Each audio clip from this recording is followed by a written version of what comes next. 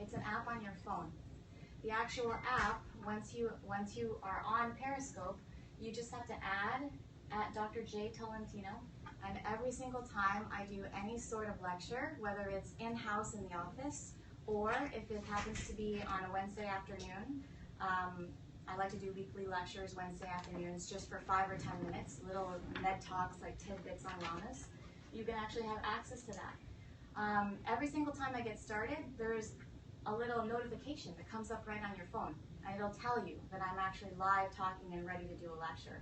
Most of the ones that are on Periscope are usually about, I'd say 10 to 15 minutes. They're very quick, and they stay live for about 1 day. After 1 day, then Periscope shuts down, and then there's nobody can have access to that lecture anymore. So Elite Health has recorded the Periscope lectures that I've done in the past and has put them all on YouTube. I think there are about 10 of them so far. You can go on YouTube and search Elite Health Medical Group, and you'll find the first 10 lectures or so of the ones that I've done, again, roughly 10 to 15 minutes on all different topics. Wellness topics, there was a lot of stuff on different types of hormones.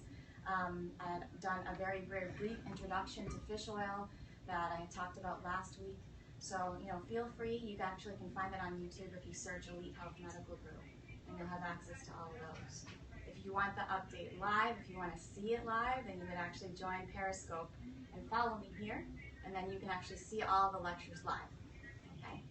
So I'm about to get started. We're going to talk about tea today. This was a very interesting lecture for me because I learned a ton about tea that I didn't know before.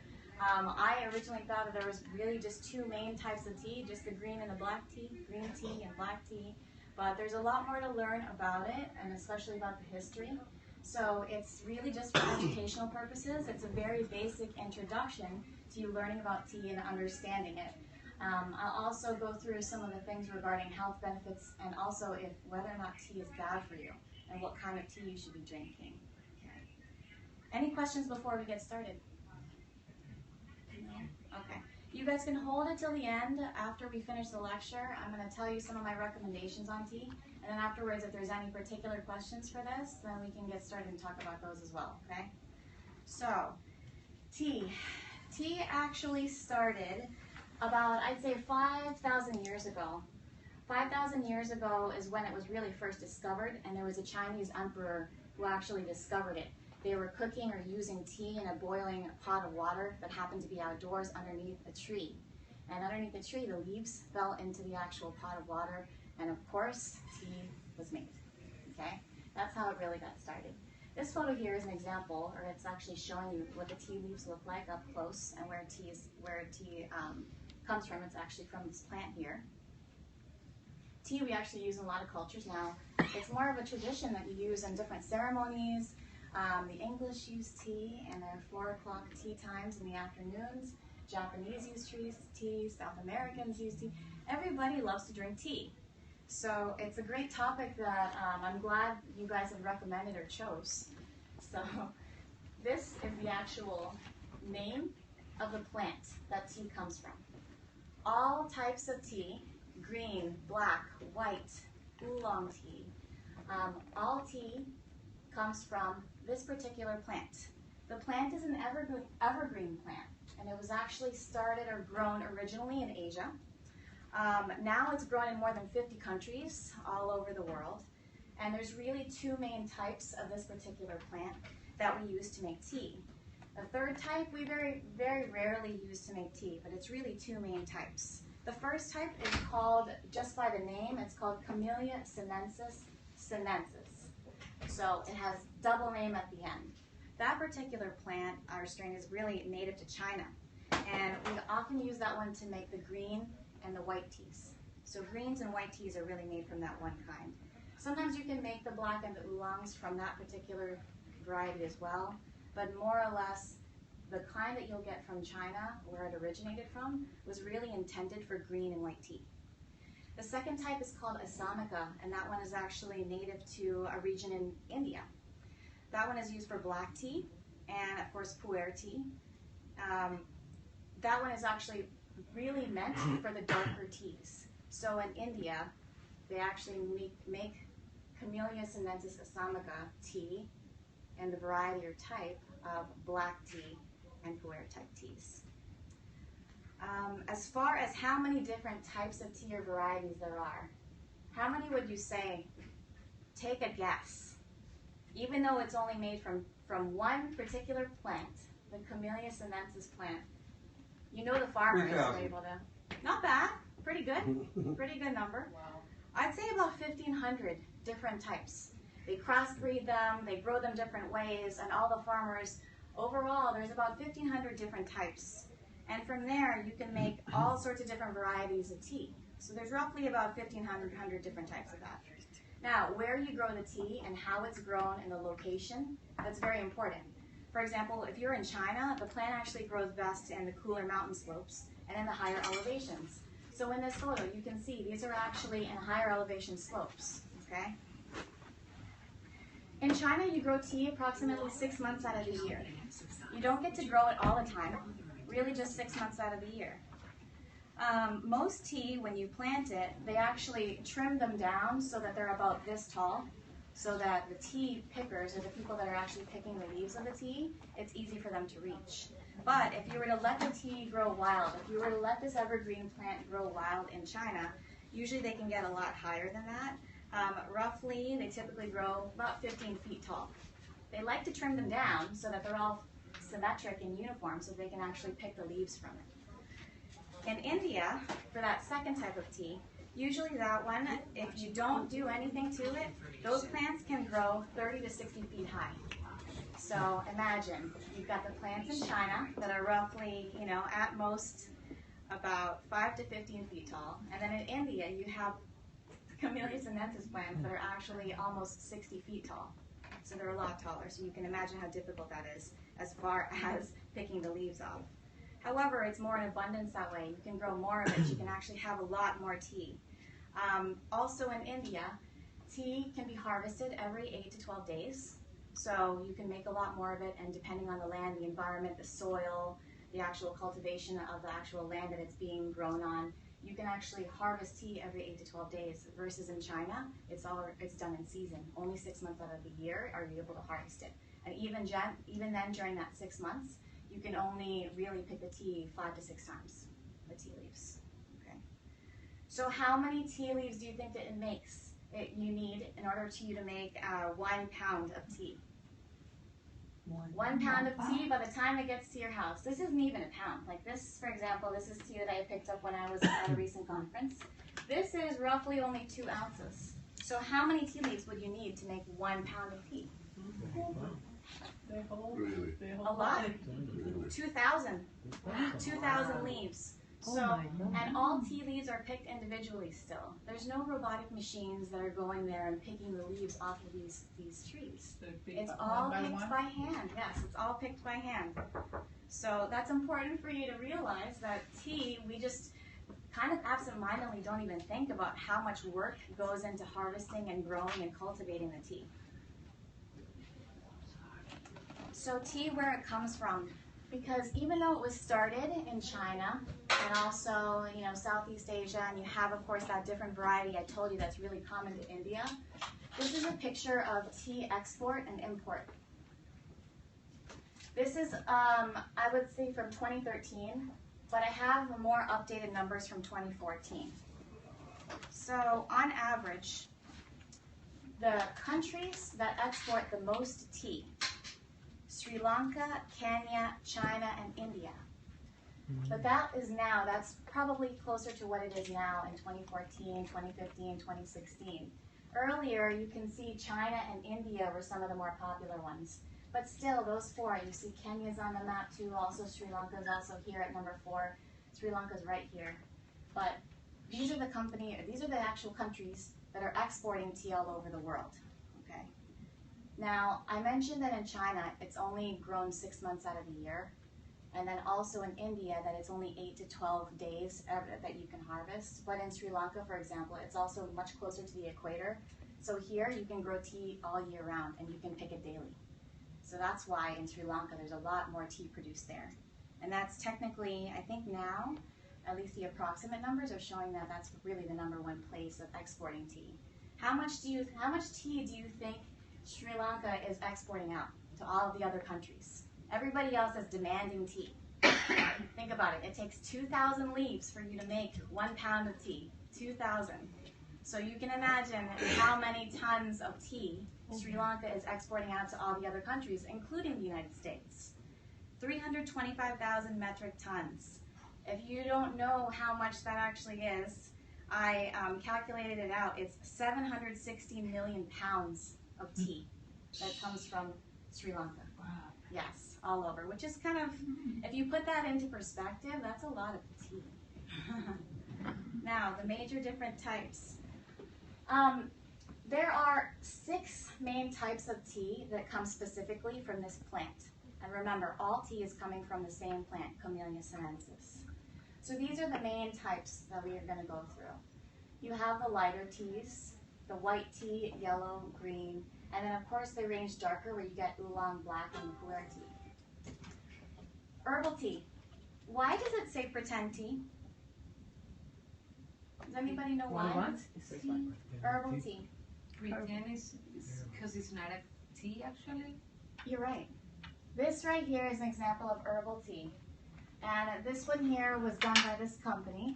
And if you look closely, coconut chips and cherry pieces. There's not actual tea in there. Exactly. So herbal tea does not have any tea leaves from Camellia sinensis in it. Has a lot of different herbs, may have some dried fruits, you know, some plant base in there, So but there's no actual tea. Why do they advertise it in the organic instead of Because herbal tea still has nutrients and antioxidants in it, but it doesn't have the properties of this specific tea leaves. Yeah. So that's why it's called pretend tea. It doesn't actually tell you that, but now you know. If you're drinking an herbal tea, it doesn't have any of the tea leaves in it that you're thinking of. Lighter teas. If you're looking on the map here, lighter teas like the white, the yellow, and even the green tea, the lighter teas have a low amount of caffeine. They have a little bit of a lighter flavor, and they also have the highest number of antioxidants. Oh, wow. So these teas over here are going to have more mild flavor, but more antioxidants. Okay. Which of those? The white teas, also the green teas, yellow tea, these ones here. Now, what happens to these over here? These ones have mild flavors. These ones are more robust, more nutty, more hearty flavor. But they also have less antioxidants, right? I mentioned that these ones have more antioxidants. Less antioxidants, but more caffeine, okay? Caffeine goes up actually when you go from white tea all the way up to the oolong, black, and pu'er tea. The most common teas that we think of are really the white tea, the green, oolong we've heard of, and black tea.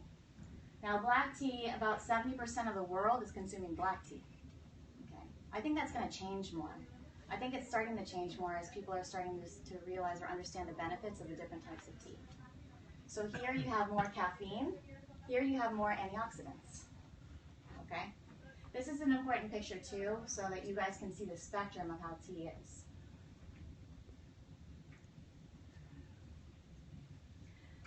Tea making process. I wish I could have shown you guys this awesome video that I found on YouTube, but you can also research or look it up yourself. It's very interesting how the tea making process really is. There's different, I guess you'd say different processes to making tea. In the beginning, when they're actually plucking it, I told you that all tea is really still plucked by hand. There's no robots that are going out to the actual tea plants in the mountains of China or India and actually plucking the tea. All tea originates by just plucking the fresh tea leaves. Then after you actually pluck the fresh tea leaves, the tea leaves are laid out to wither.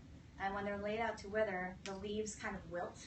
And part of that wilting process kind of lets the tea leaves rest. So if you imagine picking a tea leaf off the tree and then laying it down, the resting process or that withering or wilting process is hours. 6 hours, 12 hours, it can be up to a certain number of hours. Then after the tea leaves are wilted, they're even set in the sun when they're in the wilting process, the leaves are actually rolled out. Rolling out the tea leaves involves like pressing them or twisting them, because the tea leaves, if you break the actual cell walls within the tea leaf, you're also going to wring out all of the juices inside it. After you wring out the juices and the tea leaves are rolled out, they sit down and they're laid to rest. When they're laid out, after they've been broken up, it's actually exposed to air. And when you expose the actual tea leaf to air, that's called oxidation. Oxidation is when the oxygen in the air interacts with the enzymes in the tea leaf. And then, of course, it changes color. The leaves change color. And because they change color, it also changes the chemical composition inside the tea leaves. So these white leaves and the green leaves, it's a very, very short process. The leaves are picked, then they're set down to wilt or wither over a certain number of hours. And then white tea is actually just steamed quickly and dried. Same thing with green tea. It's steamed very quickly after it's laid to wither, and then of course it's rolled and dried. Oolong teas and black teas, there's a little bit more to their process. Sometimes they're actually fired after they've been oxidized or exposed to air, and same thing here with the black tea. So once the tea leaves are picked, they're laid out so that they rest in the sun and they wilt a little bit. Then the leaves are actually rolled so that they're a little bit bruised.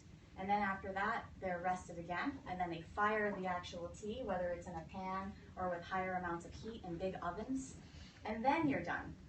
So it's a big process to making all of these different kinds of tea. A lot more than we think of. We think of maybe just picking them off the tree, then all of a sudden, here it is. But that's not really what's involved. So there's approximately 2,500 unique varieties of tea, and probably even more, I'd say. Because if you think about it, the actual base or foundation is the tea leaf itself, whether it's the white tea or the green tea. Then people like to put other things like the herbals, like the fruits and the flowers and so forth in there. So when you mix them together, you're going to make tons of different varieties of tea. When you go to these tea stores, they actually put anywhere from 5 to 10 different things in the actual tea. So that's what makes it have this fresh aroma or that type of flavor or scent that you have whenever you're tasting the tea. But the tea base for all types of tea, whether it's white, green, black, it's all from the same plant. It's just the process of how it's actually made that makes it different. Okay? Is it processed before it's packed, or is it originally not processed? No, it's processed before it's packed. Yeah. Okay. So which tea is better? What do you guys think? Depends on for what. The one where they oxygen. That's a good answer. That's a good answer. The green tea? Yeah, so the antioxidants that you'll get in loose leaf tea, do you think it's more than what you would get in the tea bag? Yes. Yes. Why? Because it's stronger. Because And That's it good. hasn't been processed and as it much. hasn't been as processed Good. as much. Take a look at the photo too. You see how these leaves are literally, they're still a lot longer. This Yeah. is a picture of green tea. And then once tea is in the bag, the tea is actually already all cut up and processed, so it loses a lot of its nutrients. Right? So that's another thing that you guys can at least pay attention to whenever you're trying to decide which tea.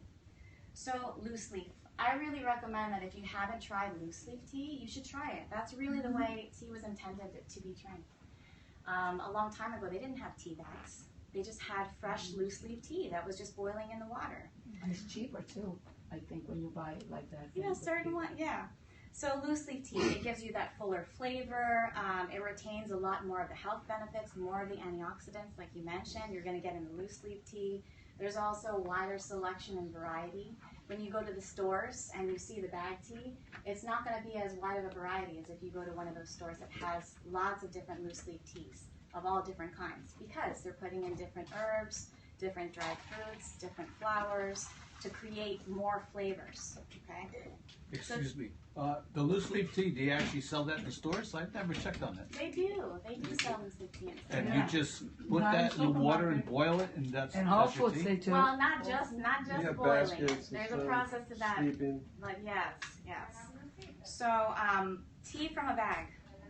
Even though I told you that there's less health benefits, sometimes people still drink tea from a bag because it's quick, it's convenient, it's easy. You may not be able to walk around with loose leaf tea available to you, but you are still going to get benefits from tea in a bag. It just may not be as much benefit as you would get from loose leaf tea. Okay.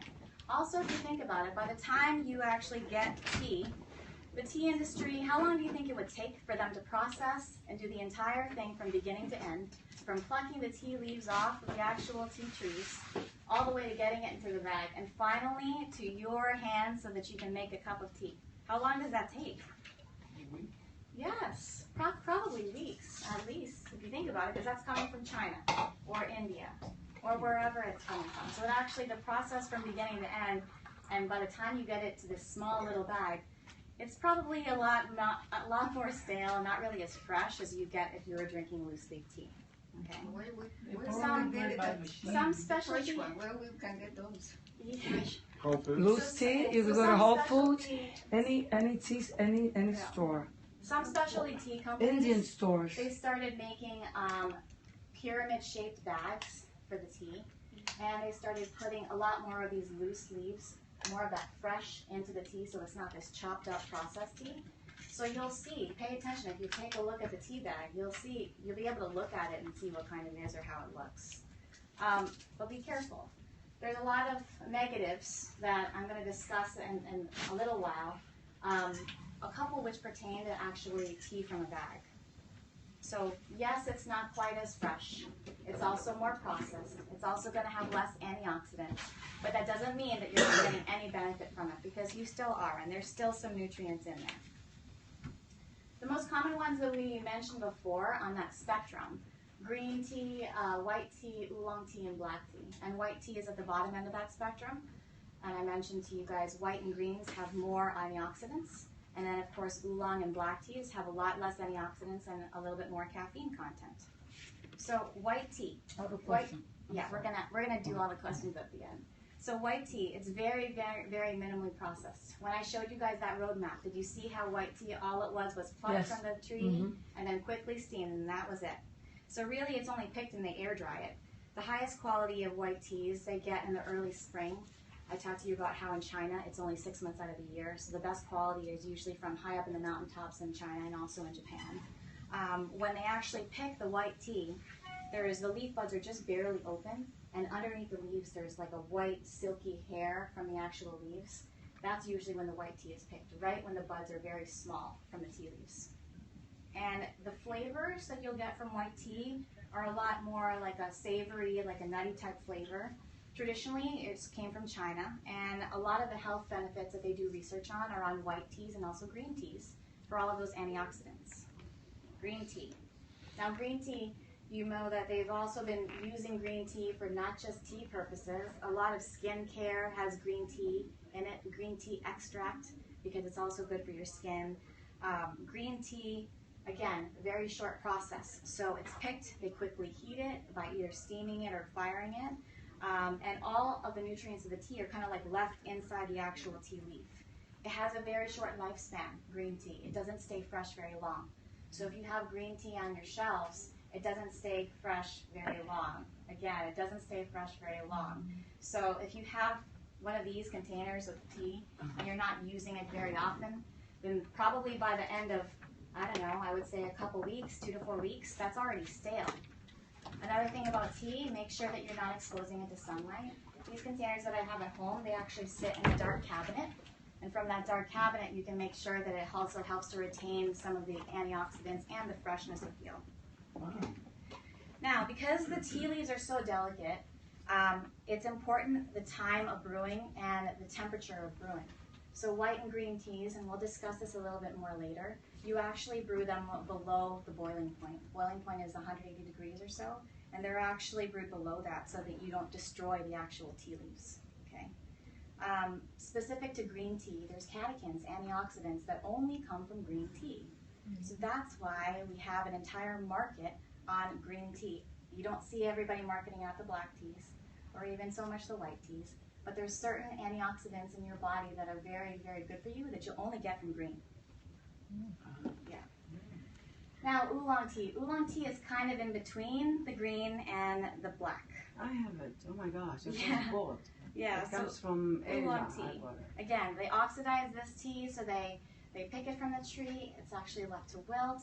Then it may be steamed or rolled. Then it's left to oxidize in the air, where the air actually, connects with the actual enzymes of the tea leaves. And it's kind of depending on how it's processed or the length of time it's left to sit out. It's usually somewhere in between the green or the black teas, and you're going to get the oolong tea. Usually these types of teas have very high florally flavors. Also, it's a little bit sweet. I think I may have an oolong tea up front here, so afterwards you guys can actually smell this so that you can see what that one's like. A lot more of a fruity tea. a lot of fruits or different dried fruits are actually put into the oolong tea. So you can imagine how important it is, how long it's actually left to dry in the air, how long it's left to wilt. There's so many things that are important to the type of tea. Now, black tea. I said 60 to 70% of the country is drinking black tea, like Lipton black tea. There's bottles of black tea all over the place. That's what we have here. Yeah, black tea. In China, they call it red tea. Oh, And- that was my question. Yeah, it's called red tea. And then they actually, this is when the leaves are completely oxidized. So they're really left out to dry for a long period of time. So the leaves, once they're broken up and rolled and everything and they're laid out there, they're left in the open air so that it gets exposed to air for a long time. The British actually made the black tea very popular. Yes, with the milk. Yeah, when they started putting milk in their tea. So from a cultural perspective, the British love black tea, and they don't put water with theirs, they put milk. Doctor, there's a myth that tea makes you lose weight. Is that true? Which one? I would The say red Green tea Chinese also makes you red lose weight. tea. yeah, I Oolong, think you oolong, find more but it's like about oolong and sweetie. blonde, Oolong. green. You can sleep. What? You can. Yeah. I can. The oolong Yeah. tea is supposed to help you lose weight. That's why I Black tea bought is it. very earthy too. It has a very earthy flavor to it. It's more of like a cocoa flavor, very earthy. So again, if you try the different types of teas, they have different flavors. We're talking just the straight tea. But then when you start to put different herbs and fruits and dried things, then that makes all of those different varieties. That makes the 2,500 different varieties, okay? Now let's talk about antioxidants. What are antioxidants? I've mentioned antioxidants before in a couple of my other lectures. They're good for you. They're good for you. Yes, they're very good for you. Your body makes some of their own antioxidants, and we get antioxidants from the foods that you eat, from the tea that you drink. In particular, something that always confused me were the different types of antioxidants. You see there's polyphenols, flavonoids, and catechins. These catechins here are the ones that are native to green tea, okay? This one in particular is, this compound here is a subclass, and it's very, very popular in a lot of those green tea extracts. They always want to have the highest amount of EGCG, which is a catechin specific to green teas. Yes, you're going to get some of these other antioxidants in the other teas. And all tea is good for you, except for the fact that you know that catechins are specific to green tea. Okay. So catechins are also the strongest antioxidants, 100 times stronger than vitamin C. Yeah, 100 times stronger than vitamin C. Also 25 times stronger than vitamin E. Wow. Yeah. But remember, this one, this compound here So we that should is drink very a lot of important is very After this very one, we're gonna drink specific a lot of to tea. green tea. Also, this compound here is also known for its stimulatory effects to help burn fat, also to kind of speed up or rev up your metabolism. And antioxidants in general, and even these catechins, they're doing a lot of studies on them because they're actually also anti-carcinogenic. There's specific types of cancer that they're helping to combat by patients drinking tea. So that's an important endpoint. From an inflammation perspective, tea is anti-inflammatory. Yes. So I mentioned inflammation with foods and so forth before in the past in previous lectures and in Periscope, but anti-inflammatory, all type of tea is going to have anti-inflammatory benefits. And you don't want inflammation in your body because it's going to have you predisposed to a lot of other things, strokes, heart attacks, cancers, and all of the things that we don't want. So you'll get more antioxidants in 1 cup of green tea than you would get in a serving of broccoli or a serving of carrots, even a serving of spinach. You'll have more antioxidants in just 1 cup of green tea from those. Okay. So nutrients. This is the good stuff.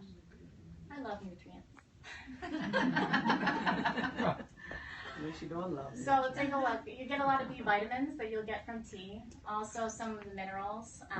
Vitamin D is even on there, one of my favorites. Wow.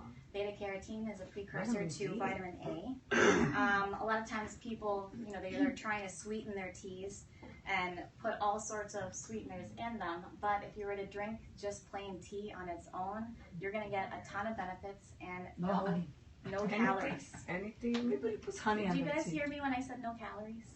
Oh, wow. Tea on its own has no calories. You can drink as much tea as you want, and there's no calories in plain tea. You can drown it. But in the U.S. and probably even here in our Humana room, we sweeten our teas. And you're going to put sweetener in there and maybe some of the syrups that you have back there.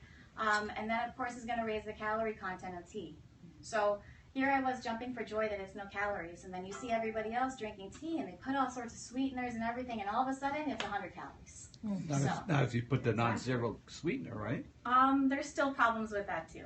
That's a whole nother lecture. Now, when you add like the flowers and the herbs, like if you were to take this herbal fruit tea and mix it together with some green tea, adding this is not really adding a whole lot of calories. It's very, very minimal, maybe 10 calories at the most. So if you Is that fruit? yeah, there's like some fruits, some dried fruits, and some flowers and herbs in there. But, you know, if you drink tea by itself, you'll learn to be accustomed to the actual flavor of the tea. If you think about the process and how it's made and which ones have the more antioxidants, which ones have the more caffeine, your body will adjust. Okay? So, caffeine content.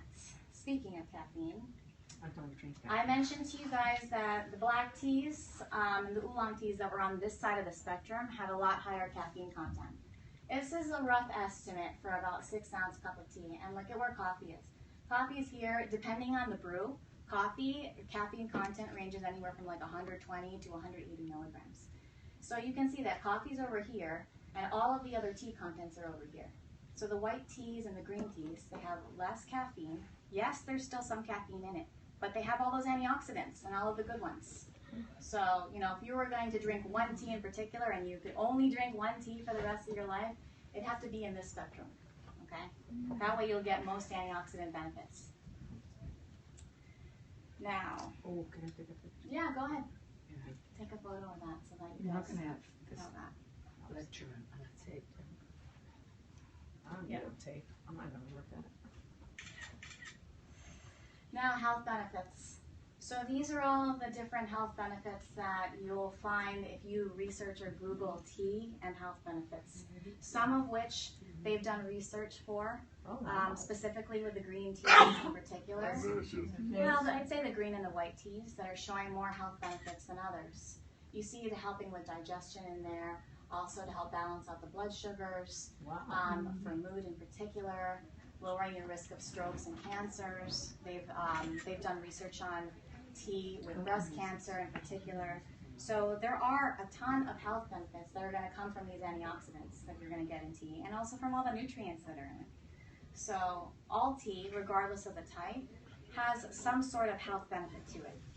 But the green teas and the white teas are really more known, more famous for all their antioxidants.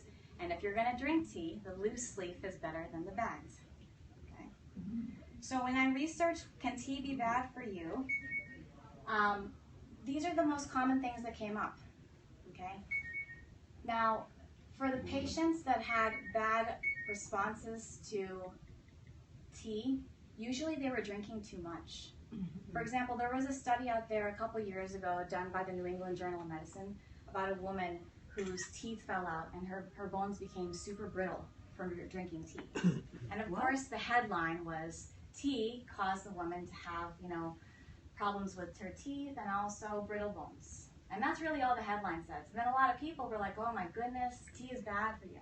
But if you look at the article and you see how much tea she was drinking, she was using 100 tea bags to make gallons of tea on a daily basis. So again, too much is not a good thing. It's never a good thing. Too much of anything is usually not a good thing.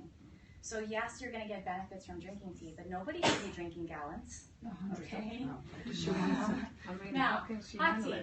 Hot tea, they actually associated it with esophageal cancer. They were saying that for people that drink a lot of hot tea, if it's too hot, when it goes down your throat, some sort of irritation predisposes your esophagus to esophageal cancer. Again, they were drinking a lot of hot tea. So it's important to pay attention to that too. Really hot. Now, yes, very hot tea. Now, fluoride, lead, aluminum, also the pesticides, those are the things that if you think about it, you may actually find in the soil from where the tea is grown. So if you're looking at the actual tea plant, maybe they were using pesticides. If they're using pesticides to grow the tea, then obviously it's going to have some sort of effect. You have to research your tea. Yeah. Same thing with fluoride, lead, aluminum, and again, the GMOs, genetically modified, is very important. Also, these artificial or natural flavorings. Beware, sometimes you'll go to these tea shops, and if you look at the labels, it'll say natural flavoring of this or natural flavoring of that. Those are artificial, and Yeah, in that sense, it's bad for you. Tea bag and packaging material. So this we discussed already. We talked about how the actual tea bags themselves, the tea bags could be made of plastic. There could be some sort of component in there that's actually not good for you.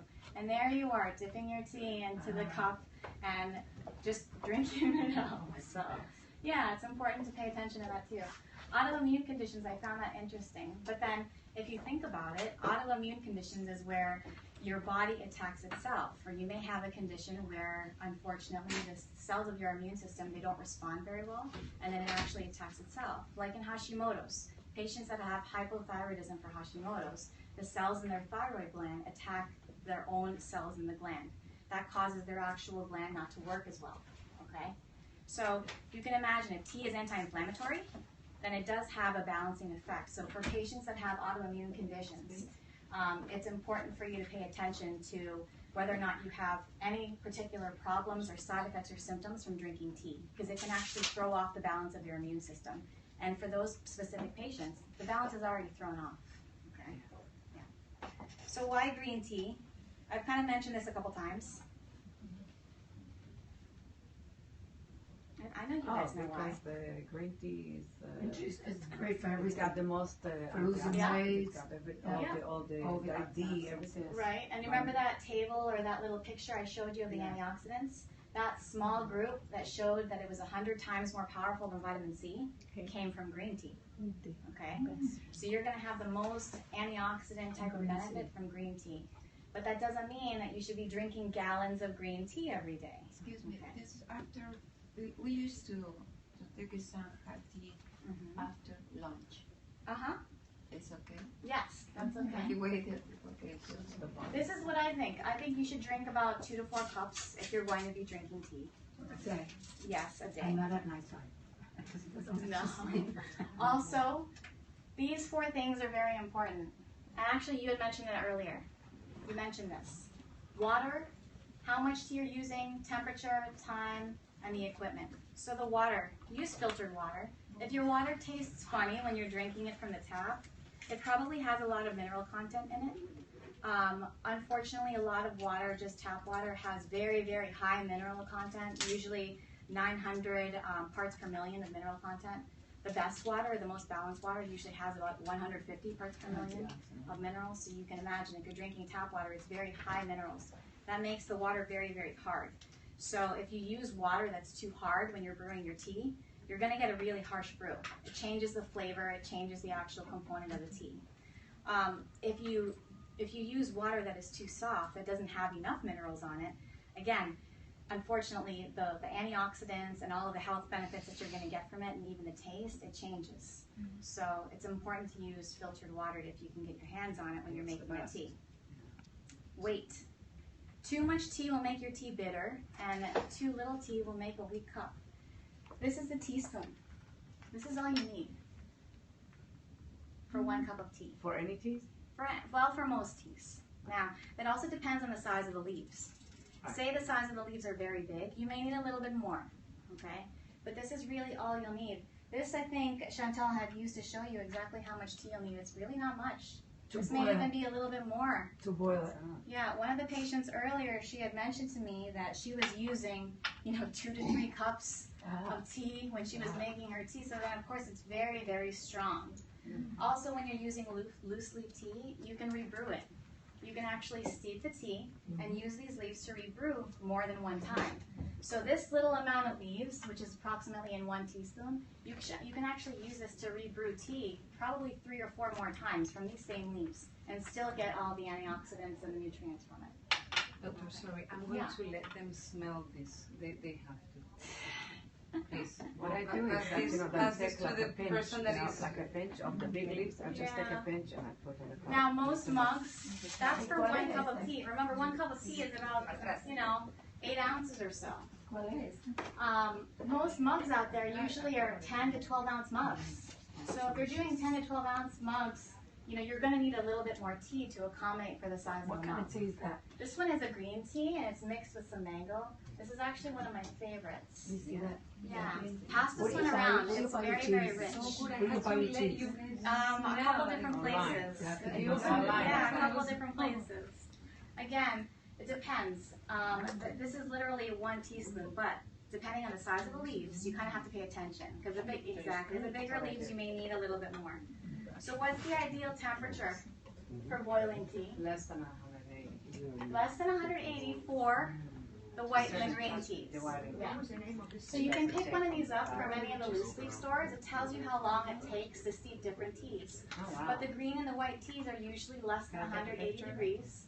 And then of course the oolong teas, the black teas, they're a lot more than boiling point. Okay? So that makes a difference to you making that perfect cup of tea, not just the water content you're using, the temperature of the water. If you don't have a thermometer or one of these, sure, you can pick this up from, I think we bought this at one of the stores. It's a couple dollars. You can get this at Publix. Also, we like to use a brew like this, where you can actually put in the actual temperature. So once you can put in the temperature and how long you want to brew it, which is very nice too. I actually put it, this is where we boil the water and we actually find the right temperature water, and we use one of these. So a couple of you will get to take that home today. You don't put the leaves inside there. No, that's just to boil the water so you have it at the right temperature. Steeping. Very good. Tea leaves. So another problem with the little baby tea bags is that it doesn't allow the leaves to expand all the way. So tea leaves, like the ones this big, usually by the time it expands in the water, it becomes very large. So you can imagine that if it's stuck in a small little tea bag, it's not going to get the full amount of nutrients into the actual water that you want to get. Okay? So even the ones that are in those satchels, again, there still could be some sort of plastic component to that. That could be a problem for you as far as tea being bad for you, but it also doesn't allow the tea leaves to expand. How long So- you have to let them boil? It depends. It's different times for the different types of As soon tea. boil, then have to put it. So then, if you don't have, another thing, if you don't have access to, for example, like one of these, or even the thermometer, once water boils, that's roughly 180 degrees. Yeah.